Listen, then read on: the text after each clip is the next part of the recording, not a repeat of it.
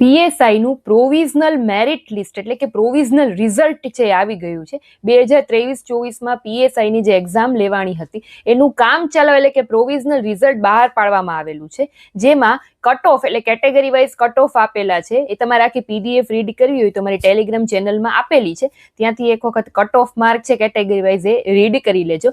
હવે એમાં 3 લિસ્ટ આપેલા છે. એક તો કે પ્રોવિઝનલ લિસ્ટ કે જેમાં કામ ચાલુ રીતે જે લોકો જે ઉમેદવારોની પસંદગી થયેલી હોય એનું એક લિસ્ટ આપેલું છે. બીજું લિસ્ટ છે વેઇટિંગ લિસ્ટ એટલે કે હજી અમુકના જે લોકો એસસી માંથી આવે છે, એસસીબીસી માંથી આવે છે, એસટી માંથી આવે છે, એ લોકોના હજી અમુક જે સર્ટિફિકેટ પ્રમાણપત્રો એડ કરેલા હોય એ હજી એની ચકાસણી કરવાની બાકી છે અમુક ઉમેદવારોના, બરાબર. તો એવા લોકોના જે ચકાસણી ને બધું બાકી છે એ લોકોને વેઇટિંગ લિસ્ટમાં નામ મૂકવામાં આવેલું છે. અને જે લોકોનું પ્રોવિઝનલ લિસ્ટમાં પણ નામ નથી અને વેઇટિંગ લિસ્ટમાં પણ નામ નથી એવા ઉમેદવારોનું એક ત્રીજું લિસ્ટ છે બહાર પાડવામાં આવ્યું. ટૂંકમાં 3 લિસ્ટ આપેલા છે, તમે ચેક કરી લેજો. 3 લિસ્ટ છે મેં મારી ટેલિગ્રામ ચેનલમાં મૂકેલી છે, ત્યાંથી તમે ચેક કરી લેજો કે તમારું કયા લિસ્ટમાં નામ છે, વેઇટિંગ લિસ્ટમાં નામ છે, પ્રોવિઝનલ લિસ્ટમાં નામ તમારું આવી ગયું છે કે બેમાંથી એકેયમાં નામ નથી, એ લિસ્ટ પણ છે. હવે તમારે આ લિસ્ટ અંગે કાંઈ પણ રજૂઆત કરવી હોય તો એ તમે 28 ફેબ્રુઆરી 2026 સાંજે 5:30 સુધીમાં ભરતી બોર્ડ કચેરીમાં રૂબરૂ જઈને તમારે અરજી કરવાની રહેશે, જે કાંઈ પણ તમારે રજૂઆત કરવાની હોય.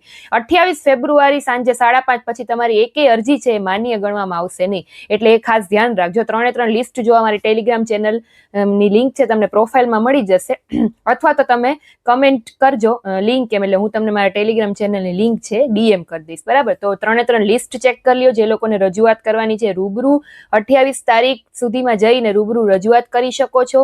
અને બાકી તમારે કટ ઓફ જોવા હોય કેટેગરી વાઇઝ તો એની પીડીએફ પણ ટેલિગ્રામમાં પોસ્ટ કરી દઉં છું.